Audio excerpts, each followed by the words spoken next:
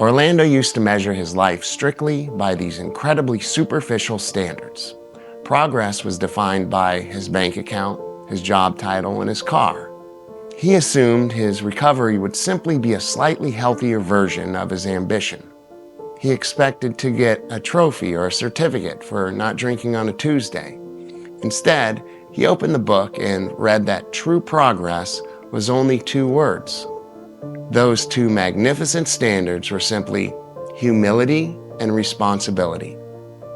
Orlando stared at that page, feeling deeply cheated by this terrible new grading system.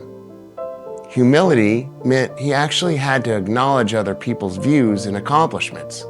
It meant saying the words, "I was wrong," without violently choking on his pride.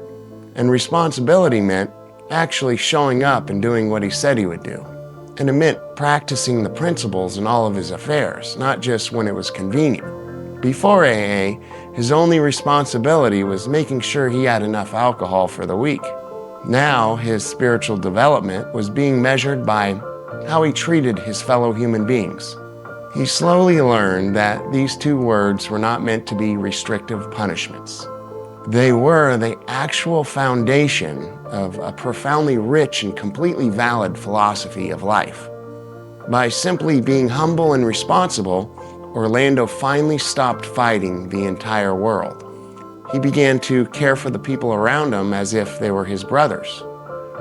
And it wasn't flashy, and it definitely didn't come with a shiny golden trophy. But the quiet peace it brought to his mind was far better than any award. And with the story you just heard was written and based on today's daily reflection, 2 magnificent standards. I'm Sam, a grateful alcoholic. I hope to catch you for another brand new story tomorrow morning. Thank you for sharing a warm cup of reflection with me. I love you all, and have a blessed day.